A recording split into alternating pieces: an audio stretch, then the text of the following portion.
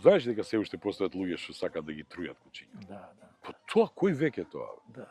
Се сме во 21-ви, тоа не е 20, тоа е 19-ти век. Да. Да, да го труеш кучето.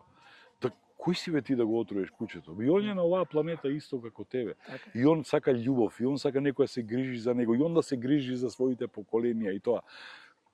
Кучињата како повеќе да го разбираат овој проблем. Сериозен сум. Да. Овде кога понекогаш кога ќе се повлече езерото, ги наблюдувам кучињата ги снима и тие забележуваат дека нешто не е во ред. Дека водата во која се бањевме веќе ја нема. И онака со зачудени погледи сум ги анализирал, оти шетаме со Феркунде, сакаме да видиме, многу сме спешни ќе земеме на кеса, во десната рака ми е Феркунде, во левата кеса, избираме ѓубренца по плажата. Мислам, за да не испаде дека се фолирам јас дека до толку сум... Не, само се сметам за еколошки освестена личност.